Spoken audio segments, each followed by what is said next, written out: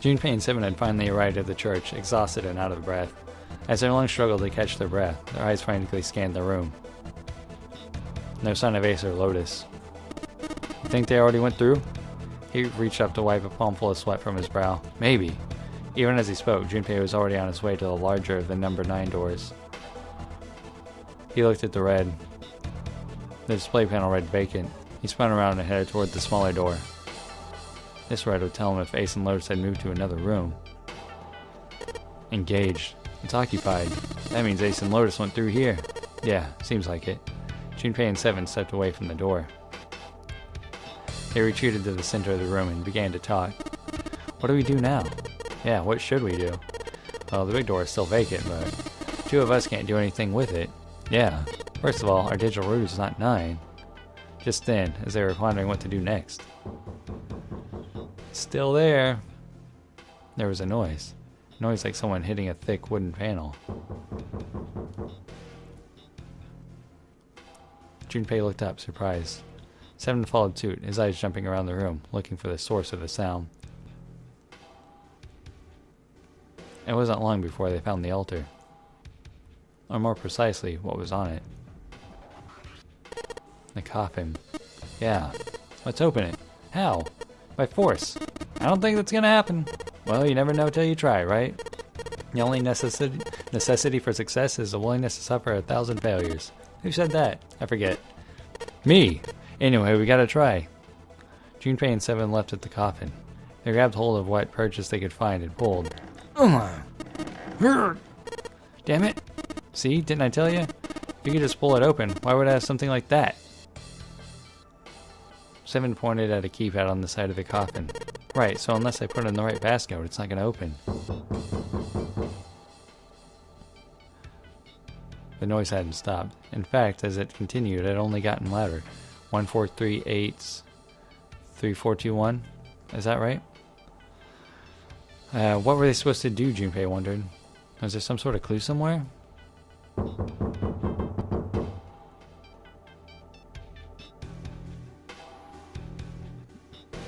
They stood there for a few moments, staring at the coffin, and then 7 spoke.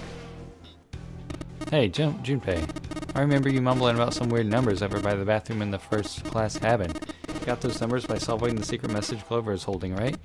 Truth had gone or something like that. Yeah, that's right. What about it? Well, maybe the numbers were the passcode for this thing too. Come on, that's impossible. Those numbers were the code to unlock that safe. Yeah, but the person who set up that safe in this coffin is the same person, right? Zero set up both of these. Yeah, probably. Well, then they might have set the same passcode for both of them. That's ridiculous. Why don't you just try it? I mean, it's not like you'll make things any worse. It'd just be a waste of time. There's no way they're the same number. Shut the fuck up and do it! How do you know that? You never know until you try. The only necessity for success is a willingness to suffer 1,000 failures. Who said that? You. Do it! Fine. He knelt down in front of the keypad and looked at it. Perhaps because he'd repeated them so many times before, the numbers came easily to Junpei's mind. Quickly, he typed them in.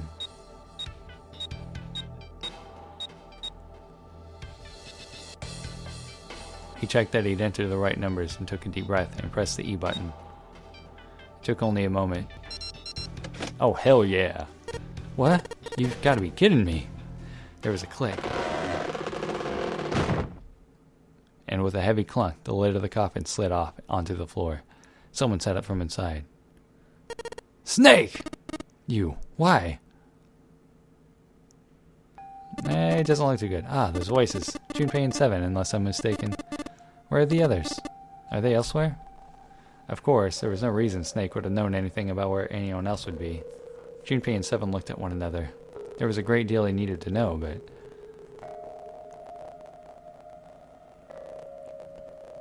They had to tell him something, however, so they began to talk. Snake explained to them how he came to be locked in the coffin. Apparently he'd been hit with some sort of knockout gas. Junpei and 7 explained what had happened to the rest of them. If Junpei goes back and gets Clover's bracelet, the rest of us can get out.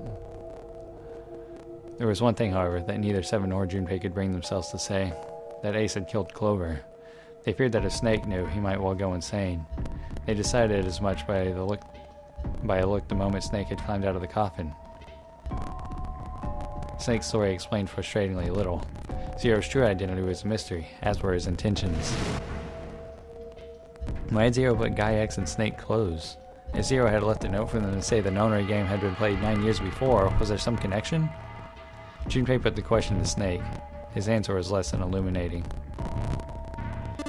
What are you talking about? I apologize, but I have no idea what you're saying. It seemed as though Snake was perhaps not being entirely honest, but that knowledge did Junpei and Seven little good. No matter how many times they asked, he insisted that he knew nothing. Also, he did bend his arm. It was becoming clear that Snake wouldn't give in, and every second they spent asking was a second wasted. Their time limit was fast approaching. Snake's release from the coffin had changed nothing. They still needed to follow Ace as quickly as possible. However, they stood in silence, the overpowering atmosphere of the chapel almost stifling. Junpei, Seven, and Snake simply stood, at a loss for what they should do next. What do we do now? He glanced over at Snake's wrist. Sure enough, he could see the 2 on the bracelet on Snake's wrist. The 3 of us can't make a digital root of 9. Yeah, we just get 5. We're stuck here then. Oh, hey, I just remembered something. Seven began patting his pockets as if he were checking to see if any of them held anything. What? What is it? I found something earlier. What did you find? This. Finally found the pocket he wanted, and his hand dove into it. Seven pulled out something round and metal. A bracelet. There was no mistaking the number glowing at them from the face like a cartoon eye. 0? Zero's bracelet. What the hell? Are you saying that Seven has the number 0 bracelet? Yeah. Where did you get that? Snake's question was innocent enough, but if he learned the truth, if he'd been able to see, he would have noticed Seven look away. Clover gave it to me. She did? Yeah. How did she come by it? Well, she found it, see, and the side of door 1, A deck, in the captain's quarters. She asked me to hold on to it because it was too big and bulky for her to be lugging around. It was a lie, and Junpei knew it. I haven't actually looked at it yet. Didn't want to disturb the crime scene, you know? Basic stuff. Well, I did borrow one thing. Alright, Junpei. Been nice knowing you. What? What? Come on, man. I'm just kidding. Still, just in case, I want to make sure the 0 bracelet gets picked up by the red. Snake, give me a hand, alright? Without waiting for a response, he started walking toward the door. Junpei and Snake followed him quietly. Before long, they found themselves in front of the larger of the 2 doors. Seven and Snake put their palms on the red. Once they'd done that, Seven put the number 0 bracelet on the scanner panel as well. A third asterisk appeared on the screen. Now they just needed to pull the lever and the door would open.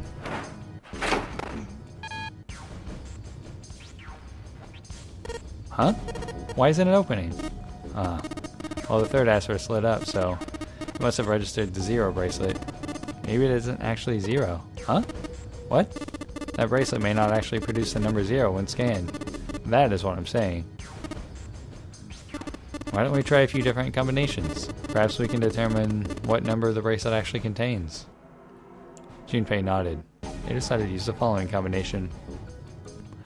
How about all of us? Snake plus Junpei plus 7 plus a mysterious bracelet. That combination worked, and then the mysterious bracelet's number was 4. However,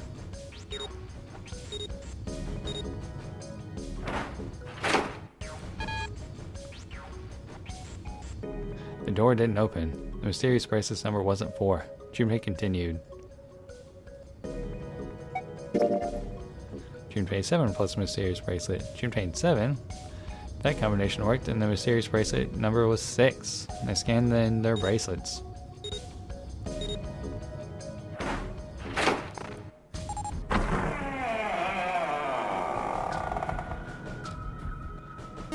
It opened. Yeah, so it would seem. Seven clearly hadn't thought their experimentation would produce anything useful and looked rather confused. Snake was, as usual, calm and smug.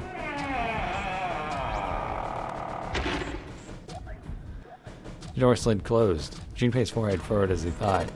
That meant the number for the mysterious bracelet was 6. Yeah? But how could it be 6? The display on the bracelet clearly showed a 0.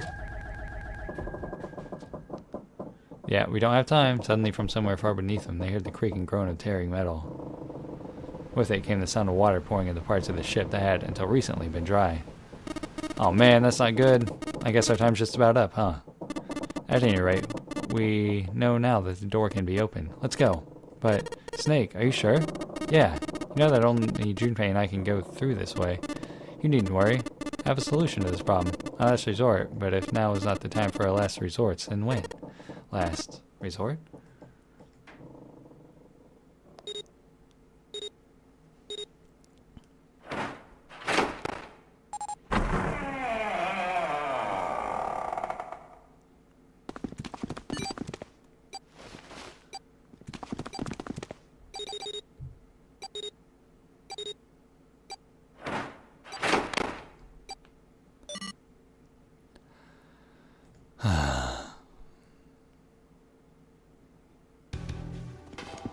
Junpei, 7, and Snake ran full tilt down a long straight hallway. They were headed for the stern of the ship and had no time for distractions. As they ran, 7 spoke. Gotta admit, you really surprised me there, kid.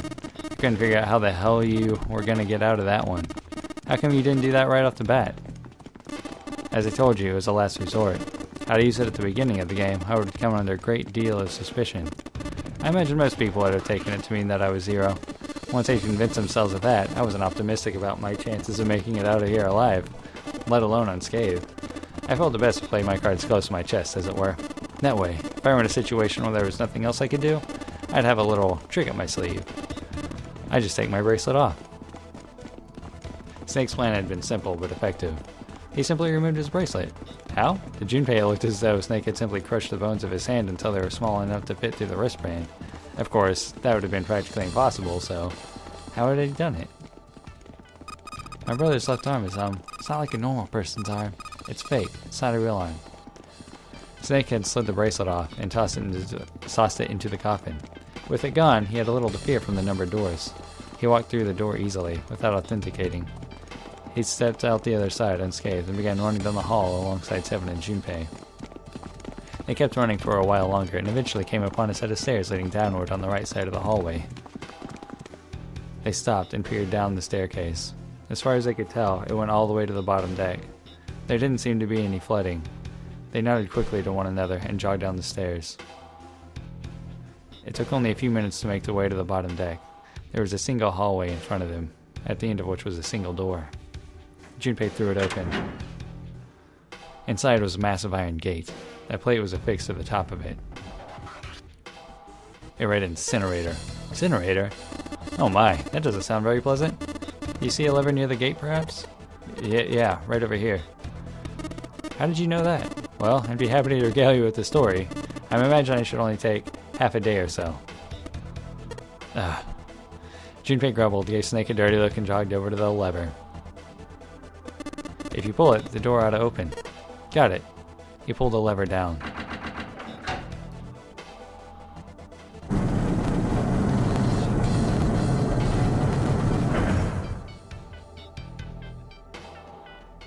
With the rumble of an ancient motor, the door opened. There was no need to hold back, and no time to hesitate. They pushed their way inside. Standing in front of them were Ace and Lotus. Ace still held the revolver in his hand. It was still pressed hard against Lotus's temple. A small dark bruise had begun to form near the tip.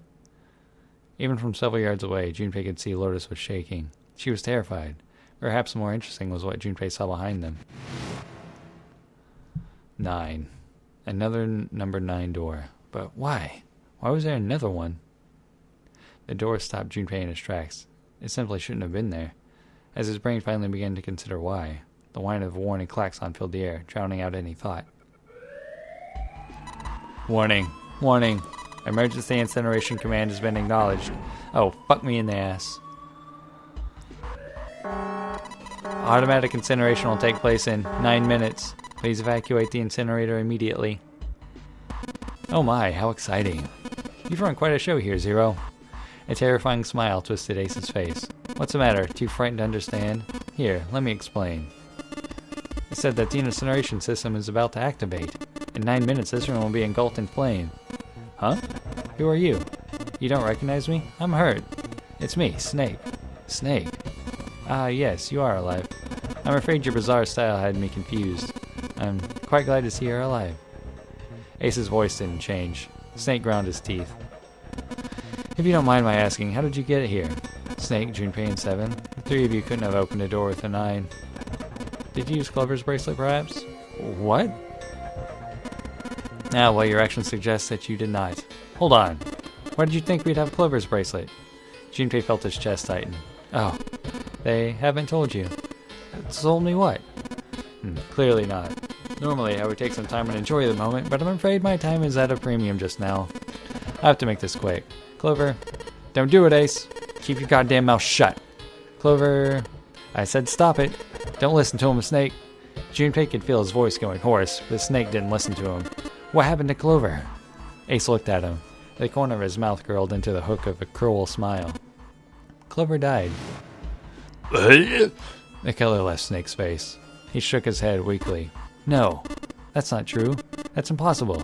That's a lie. It has to be a lie.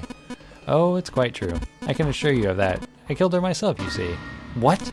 I'm sorry, did I stutter? I killed her.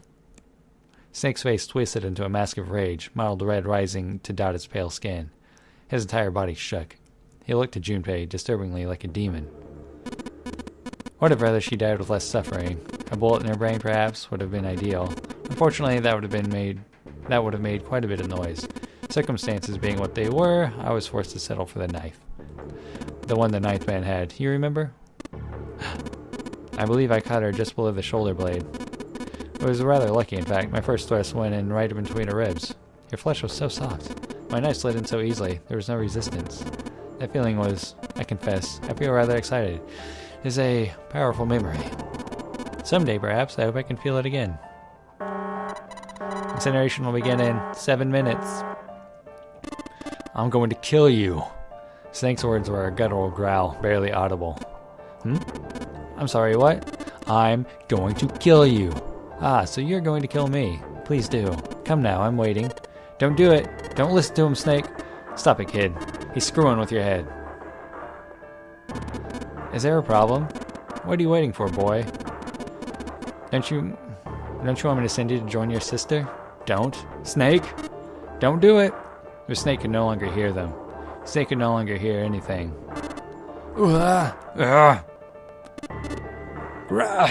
Snake moved like a bolt of lightning. His screams echoed through the incineration chamber, full of rage and despair. Snake! Snake! Fuck. If they had all three bummed rush him. What about Lotus? Is she free now? She got a split second there while his guard was down. Yeah! Another scream filled the room. It was Lotus. Wait, that's probably... Yeah! I can't hit those high notes. What can I say? She ran across the room toward Junpei, her eyes wide with terror. Snake's ill-fated attack had loosened Ace's grip on her, and she made a run for it. She reached 7 and Junpei, and ducked behind them. Junpei could feel her fingers on his arm, tight enough to be painful, keeping him between her and Ace. Incineration will begin in 5 minutes. Give me the woman. He raised the gun. I need her. Without her bracelet, I'll be unable to open this door. Yeah, no crap. Thank you. Quickly now. I don't have time for your shenanigans. In the center of the room, Snake's body lay eerily still. He looked like a human larva, prone and vulnerable on the floor. I see. Then it would seem I have no choice. The rest of you must die as well. Fortunately, I have 5 bullets left. 1 for Junpei, another for Lotus, and the last 3 for that lump of an idiotic man you call 7. I'll take Lotus's body with me and leave this room. Incineration will begin in 4 minutes. Well, looks as though our time together is at an end. I rather enjoyed playing with you. Goodbye. Junpei could see Ace's finger tighten. He could see it begin to squeeze down on the trigger.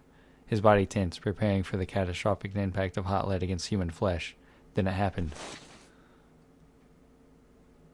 Snake stood up. What? No, that's impossible. Impossible. For the first time, Ace's composure broke. Bum rush the motherfucker! With obvious effort, Snake lunged forward, 1 step closer to Ace, then another. He looked, for all the world, like a zombie. I'll kill you. I'll kill you. His voice was the mournful wailing of the undead. Stay away from me. Get back. Stop. If you come any closer, I'll get away from me. Little by little, Ace was retreating. Snake didn't stop. He continued his stiff, inexorable approach, his eyes twin pools of pure fury. Listen to me. I said don't come any closer. Shit. You bastard. Oh, that's 5. Ace's revolver leapt 5 times. 5 times, the air in the incinerator was split by the crack of a bullet. Snake's body twitched as 5 clouds of blood and torn flesh leapt under the air across his body. A fine pink mist drifted from his body and disappeared. Snake made a strange sort of choking cough. And then his strength was gone. His legs crumbled and his broken and battered body slid to the floor. Incineration will begin in 3 minutes. The snake wasn't done. Even as the pool of blood beneath him grew, he began to move. He half crawled and half slid toward Ace. One bloody arm wrapped itself around Ace's leg, and the other gripped his thigh with the strength that should have been long gone. You son of a bitch! You're a monster! Get off of me! Let me go! Damn you! Confound it all! He kicked at Snake with his free leg, driving his foot into Snake's face, his arm, his shoulder. It made no difference. Snake refused to release him. Once a snake has ensnared its prey, rarely does it release it. This is it, Ace. We're going to burn to death together. What? Shit, you ain't gonna tell me twice. I'm getting the fuck out of here. 2 minutes. Ah, damn it. Damn you. Get off. Let me go, you monster. Okay. Look, think about it this way. My company owns a wonderful hospital, has excellent doctors. You're not wounded too seriously. I'm sure they can fix you up easily. You don't have to die. You can be saved. Just let me go. Haha. Pathetic. Begging for your life. Then Seven and Lotus began to speak. Junpei could hear tears in their voices, and their words were strained. Snake, that's enough. You can stop now. Yeah, he's right, Snake. You've done enough. Come on, Snake, let's go. Let's get out of here. You have to come with us.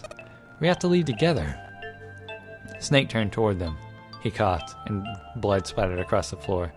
Then he smiled a sad sort of smile. I apologize, but I'm afraid I can't do that. You'd best forget about me. You need to leave soon. I'm going to take him with me. Shut up. Be quiet. I couldn't save Clover. My sister died because of me. Perhaps this will begin to atone for that. Perhaps in the afterlife, she can forgive me. Now go! Go now! You have to go. Incineration will begin in 1 minute. Get out of the incinerator, you assholes! God damn it! Shit! We're out of time. We have to go.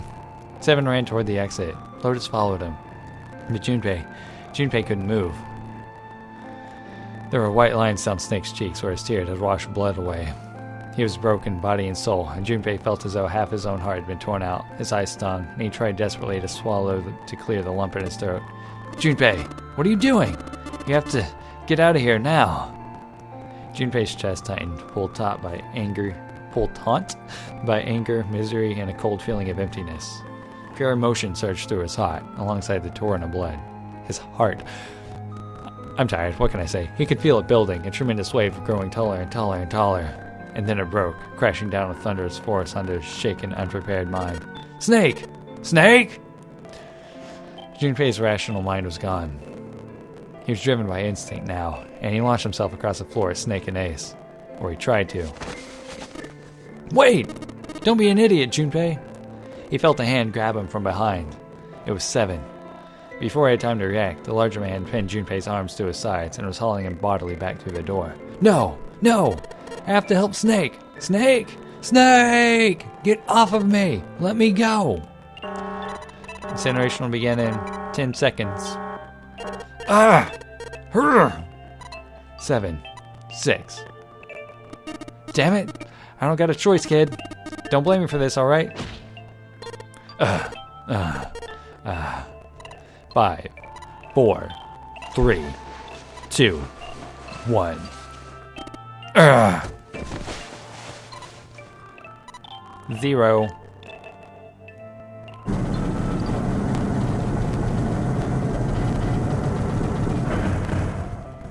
This ending is way longer than I thought. Gates 2 and 3 are locked down, beginning incineration. Junpei felt Seven's fist bury itself deep in his stomach, and then his legs turned to mush. Seven scooped him up in the same motion and leapt through the door. It slammed shut behind them. Junpei struggled to shaky feet. He glanced over to see Lotus only a short distance away. Junpei ran to the door. There was a small window cut into it. Inside he could see Ace and Snake. Shit! Damn you all! Why? Why?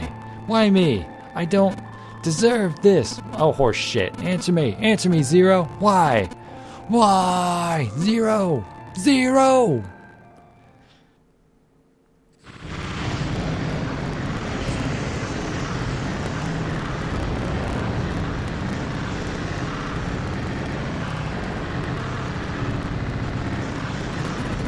Zero! All the Metal Gear Solid references. Cypher.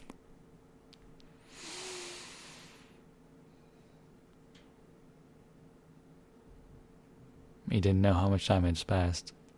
He didn't know how long he stood there in front of the incinerator. He looked to the side. Lotus's face was ashen, and if not for the hand she put against the wall, Junpei didn't think she could have stood. Seven looked old and tired and used. His eyes stared at the floor, seeing nothing. Junpei said nothing. He simply began to walk toward the open door in the hallway they'd come down earlier. Hey, wait, Junpei! Junpei, where are you going? He blinked when their voices broke the silence. He stopped. You stay here. I'll go get Santa and June. You're gonna bring them here? How? Don't worry about that. Just stay here and wait. Alright? If he gets Clover's bracelet and them, so they can walk through, began to walk again. He looked over his shoulder and watched Seven and Lotus grow smaller and smaller. They stared back, not moving. He wasn't sure if they could. He turned around again. He knew where he was going. When they'd walked through the hallway earlier, he noticed an elevator at the end of the side hallway. If it still worked, then maybe. Before long, Junpei found himself in front of the elevator. Next to the door was a button with a triangle on it. He pushed it, and the door opened. Hallelujah.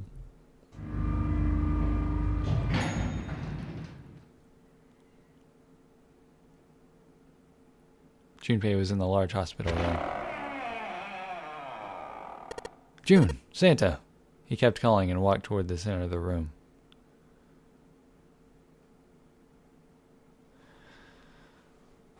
But try as he might, he couldn't find them. Ugh, damn it! Where did they go? Increasingly frustrated and increasingly worried, Junpei left the large hospital room. He had no choice. He would have to look for them. Junpei's heart was heavy. He couldn't shake the feeling, but there was part of him that felt it would be wrong to, even if he could. With every step he took, his legs felt more and more like lead.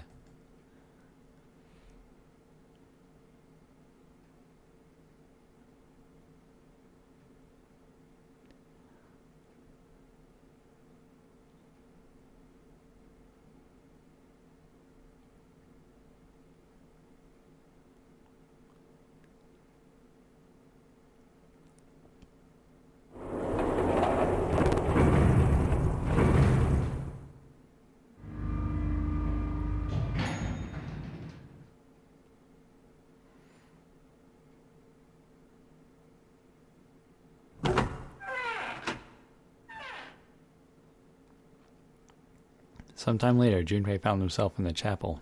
At the chapel. He stepped inside, expecting to find nothing. But there, on the red carpet in the center of the room... June! No, codenames didn't matter any longer. She was Connie. Connie! Junpei cried her name and ran. Like lightning, he ran across the room toward her. Oh man, Connie. He stumbled to a stop. As he looked down at her body, lying so still on the floor, he felt the icy grip of fear upon his heart. She was still, so very still. No, it couldn't be. It was impossible. Slowly, Junpei bent down toward her. His hand shook, and he felt very cold and very hot at the same time. He forced himself to look. Her back was moving. Slowly it rose and fell. Relief watched over him. Connie! Junpei reached down and gently, very gently, lifted her up. Connie, are you alright? Junpei? Her face was pale, and her lips were dry and cracked. Her eyes were blank and cloudy. They stared straight at Junpei, but saw nothing. Trembling, Junpei wrapped his arm around her back. She was cold, very cold. Junpei tried to convince himself that it was only his imagination, but she felt as though she were fading away. He could feel his heart pounding frantically in his chest. Oh man, Connie, what the hell happened to you? You feel jumpy? I'm sorry. Her voice was very faint. I might not make it. No way. No way I'm gonna let you die. I'm gonna save you, I promise. Thank you, Junpei. Thank you so much for everything. I was really happy to see you again, Junpei. Really happy. Don't give me that I was crap. You're gonna see me again lots more times. You just gotta hang on, alright, Connie? Junpei, did you know? You meant a lot to me when we were kids. I liked you for a long time, Junpei. A really long time. Junpei's vision had gone blurry. It took him a moment to realize his eyes were filled with tears. He could feel a piercing point of heat deep in his heart, like a white-hot flame. He looked down at Akane. Game over. There was a crack of static from above his head, and a voice spoke. 0! You son of a bitch! Where are you hiding? Junpei frantically scanned the ceiling for the source of the voice. I'm right here. I've always been close to you. What the hell are you talking about? No matter. I'll tell you again. Game over. This game has ended. No it hasn't. I'm not gonna let it end yet. I'm gonna get out of here with Connie. You can't. That is impossible. Why? Because you chose the wrong path. The wrong path? That is correct. Your path was inevitable, however. Admit defeat. Where there is a shadow, there is light. Where there is light, there is shadow. So it goes. Well, what are you talking about? Matters not. The loser has been decided. Told you I'm not gonna lose. No. You misunderstand. You haven't lost. I have lost. What? Junpei didn't have time to ponder what that meant before. He heard the door slam shut behind him. He spun around. There was no one there. Was it 0? Connie, wait here. I'll be right back, I promise. She managed a single nod. Junpei laid her back down gently and leapt for the door. He yanked it open and shot outside. No one. The hall was empty. There was nothing moving anywhere. Damn it! He didn't want to leave Connie alone any longer than he had to, so Junpei turned around and headed back to the chapel. What the fuck? Connie? She wasn't anywhere. She wasn't there. Backwards, flipped it. She'd been lying there on the floor just moments before, and now she was gone. Oh god. No. Where is she? Connie? Connie? Connie? Connie! His cry split the heavens themselves. He screamed until his voice gave out. Then he screamed some more. There was nothing. No answer. His voice faded away, and all that remained was cold, unfeeling silence. That was when he noticed it. Gas. A strange smell, one he'd smelled before.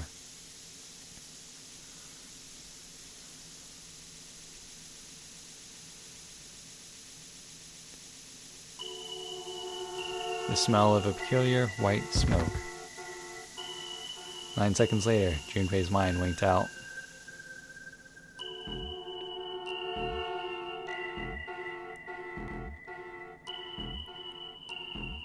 Son of a bitch. The end, or is it? No, it's not. But I feel like we can get through the rest of the endings pretty rapid fire. Also, 2 hours ago when I started this, I said it'd be like, oh yeah, sure, why not? Oh.